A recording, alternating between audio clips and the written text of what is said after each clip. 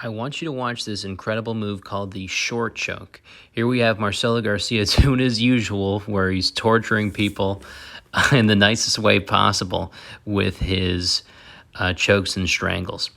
Marcelo Garcia doesn't have his hooks in on this variation, so watch what he does here. He actually walks his legs back, and he's going to use what's called a short choke, where he's able to connect his hands in a second here, and he is able to slide back.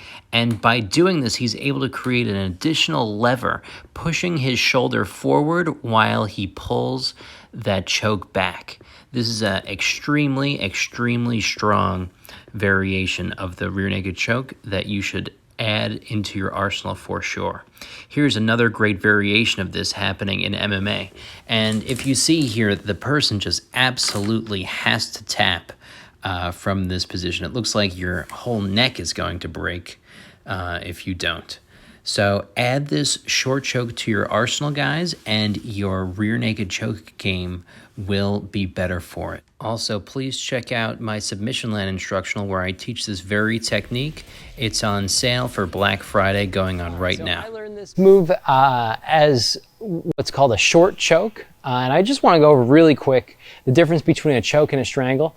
I'm really trying to say every time that all of these moves are strangles, because that's really what they are.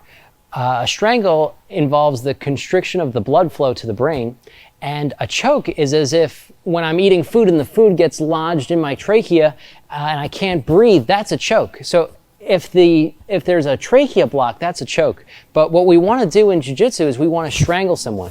It takes minutes for you to pass out from choking on food.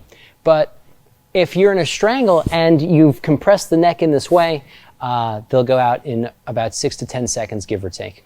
So the next one that I want to do on our knees, please, Alberto, is going to be a short strangle.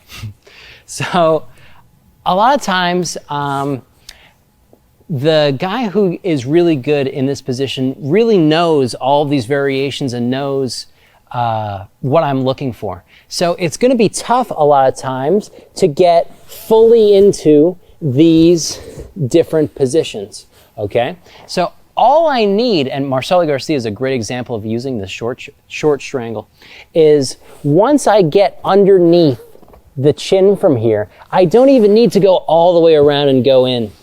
As soon as I get past the center line, the line that cuts his body in half, I go straight here, right to the short choke. And I have the same palm-to-palm grip as I did last time, and it's a little bit meaner.